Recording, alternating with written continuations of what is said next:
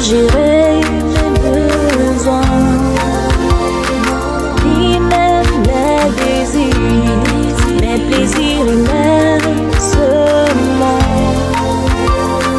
Mon plus grand combat, c'est pas de gérer les petits.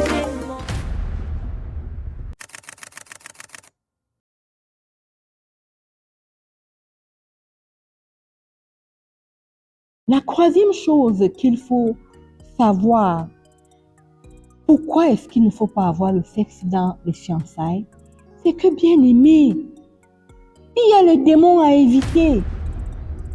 Une relation sexuelle qui n'est pas dans le mariage, c'est une relation sexuelle illégale.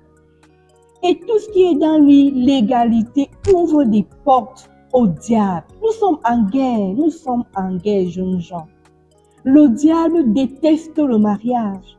Et une relation sexuelle qui se fait pendant les fiançailles est une grande porte ouverte aux démons. Ainsi, tu vas laisser entrer dans ta vie les femmes de nuit, les maris de nuit, les esprits d'impudicité, parfois même les malédictions, des familles. Des choses horribles peuvent entrer pendant cet acte pour Dieu. Jeunes gens, il y a des démons à éviter. C'est pour ça qu'il faut mettre le sexe hors des fiançailles. Il y a des choses horribles qui peuvent nous arriver parce que nous avons eu du sexe pendant les fiançailles. Si tu avais par exemple confondu, tu n'avais pas bien évalué, tu t'es basé sur l'amour qui était à son zénith et tu n'as pas considéré que cette personne avec qui tu veux t'engager est dans une spiritualité douteuse et que là-bas, dans ces endroits ténébreux et sinistres, on leur a demandé, par exemple, de coucher avec des vierges et qu'il est venu dans l'église uniquement pour retrouver des vierges. Et que quand il te fiançait, ce n'était autre chose que abuser de toi et prendre ta virginité. Et tu t'es laissé faire. Et tu t'es laissé emporter. Et tu as livré la chose la plus précieuse que Dieu t'a donnée en tant que jeune fille. Oh, jeunes gens, il y a des démons à éviter. Une autre chose qu'il faut considérer pour éviter d'avoir le sexe avant le mariage, c'est qu'il y a une bénédiction à suivre la notice du fabricant. Dieu est celui qui a fabriqué le mariage pour la première fois. Il est celui qui a fabriqué l'être humain, Adam, Ève. Il est celui qui t'a fabriqué. Il connaît comment fonctionne ta personne. Et en ce qui concerne le sexe, Dieu qui en est l'auteur a fixé, il a donné une notice. Il a dit comment ça va être utilisé. Généralement, quand tu es malade et que tu connais que, par exemple, le Doliprane soigne les maux de tête, tu ne peux pas simplement prendre le Doliprane et boire comme ça parce que tu as mal à la tête. Tu prends le temps de regarder la notice et dis que, ok, voici la posologie. Parce que j'ai tel âge, j'ai tel poids, voilà comment je vais prendre ce produit. Parce que c'est écrit. Et jeunes gens, le sexe a une notice. C'est écrit noir sur blanc dans la Bible comment utiliser le sexe. Il y a une bénédiction à suivre, la notice du fabricant. Quand tu suis exactement les choses que Dieu a dit en ce qui concerne le sexe, c'est toi qui profites. Il y a une bénédiction que tu vas avoir quand tu respectes la notice de Dieu.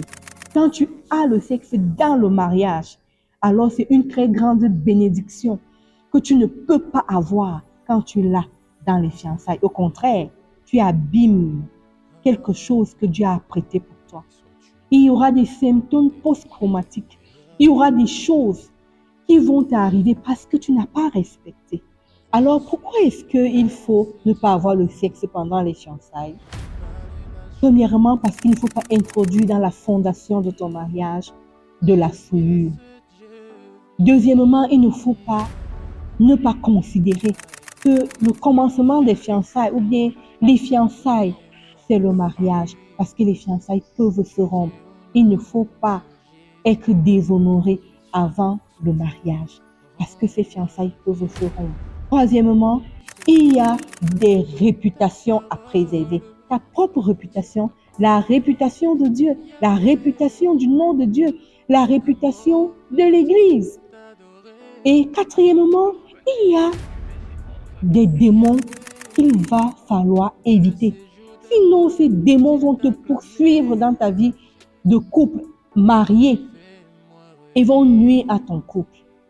Et bien plus, tu es en train d'introduire dans ta génération, dans ta descendance, sur tes enfants et tes petits-enfants, une malédiction que eux aussi ne vont pas se marier vierges. Et enfin, il y a une bénédiction quand tu suis les commandements de Dieu, la notice de Dieu sur l'utilisation du sexe. Or, Dieu dit, pas de sexe pendant les fiançailles, mais uniquement dans le mariage. Et tu seras béni lorsque tu vas suivre la notice de Dieu. Donc, ne te mets pas en danger. Ne prends pas des risques. Mets tes garde-fous. Ne visite pas n'importe qui. Il y a des jeunes filles qui, parce que elles n'ont pas la prudence, elles vont visiter des gens chez eux à des heures bizarres. Il faut prendre soin de toi. Il faut mettre des garde-fous. Il y a des gens que tu ne dois pas avoir même comme amis dans l'église. Il y a des jeunes gens dans le quartier que tu ne dois pas fréquenter. Il y a des lieux que tu ne dois pas fréquenter. Il y a des heures que tu ne dois pas te retrouver dans certains lieux ou à l'extérieur de ta maison. Il y a des heures pour la maison. Prends soin de toi, jeune gens. En tant que jeune fille, tu dois être consciente que tu as besoin de placer des garde-fous qui vont te préserver. La faute de Dina, c'est qu'elle est allée toute seule. Elle n'a même pas pris une compagne, elle n'a même pas pris une amie. Elle est allée toute seule. Elle s'est retrouvée dans un lieu qu'elle ne maîtrisait pas. Et elle a été kidnappée. Jeune fille, prends soin de toi, mets les garde-fous. Alors j'ai 3 choses à nous dire. La première chose, c'est que mets les garde-fous. Mets des garde-fous. Ne rencontre pas ton fiancé n'importe où, à n'importe quelle heure. Il y a des lieux que vous ne devez pas fréquenter ensemble parce que vous êtes vulnérables. C'est bien d'aller manger au restaurant, c'est bien de se balader, c'est bien de faire un certain nombre d'activités ensemble. Mais sache, et il faut que vous ayez des règles bien établies. Nous, en tant que fiancés, on ne va pas se retrouver dans tel lieu tous les deux. Parce que c'est des lieux qui réveillent l'amour. Par exemple, on ne va pas aller à la piscine tous les deux. Parce que c'est des lieux qui réveillent l'amour. Donc, il faut bien discerner les lieux de rencontre. Il faut bien choisir ensemble de commun accord, de façon réfléchie. Il faut décider quel genre de lieu vous allez fréquenter pendant que vous êtes fiancés. Des lieux qui ne vous tentent pas, les lieux qui ne vous amènent pas à réveiller l'amour avant qu'elle ne veuille. Donc, il y a des lieux à éviter. Il y a des heures à éviter. Par exemple, vous pouvez vous dire que jamais on va se retrouver dans la nuit ensemble au cours de nos visites, au cours de nos balades. Il y a des heures à éviter parce qu'il y a des heures qui sont tentantes. Il y a des heures qui réveillent l'amour avant que ce soit le bon moment. Il y a autre chose à éviter, par exemple, les câlins. C'est trop dit les câlins. Mais comme nous avons dit au départ de l'émission, nous avons dit jusqu'où est-ce qu'on peut aller dans l'intimité avec notre fiancé. Nous pouvons aller aussi loin que le Saint-Esprit nous permet. Mais j'aimerais nous dire que tout est permis, mais tout n'est pas utile. Parce que nous avons un objectif, c'est faire des fiançailles honorables. C'est placer dans notre fondation des fiançailles, poser un fondement, une fondation pure, exempte de toute souillure. Alors nous devons éviter un certain nombre de touchés qui peuvent réveiller pour nous l'amour avant que cet amour nous veuille. La troisième chose que j'aimerais dire, et je ne le dirai jamais assez, c'est la prière. Les jeunes gens doivent prier pour la gestion du sexe pendant leur fiançailles.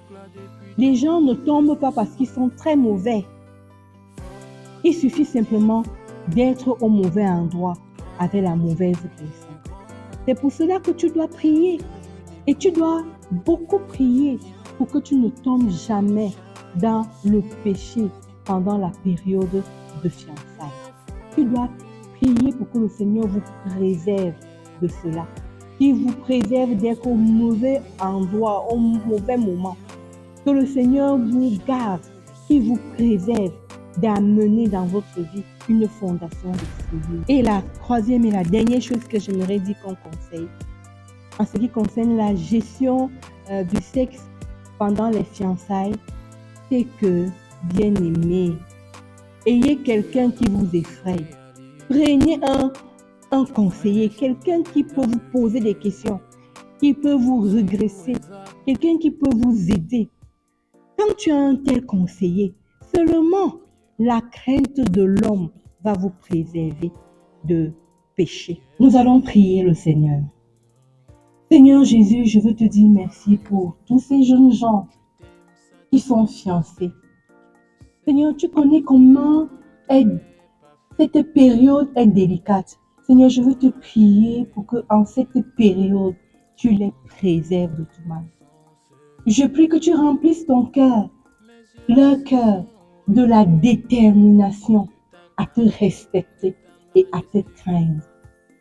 Seigneur, je veux te prier aussi pour que tu les aides, Seigneur.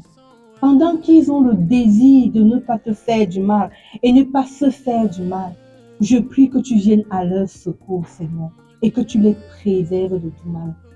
Je te prie de les aider, aide-les, Seigneur, à établir des garde-fous qui vont les préserver, Seigneur. Je prie, Seigneur, parce que les garde-fous, ce n'est pas pour des fous, mais c'est pour des personnes conscientes qui refusent, Seigneur, de tomber. Je prie pour que tu les aides à établir des garde-fous, Seigneur. Bien plus, Seigneur, aide-les à respecter leurs propres garde-fous, Seigneur.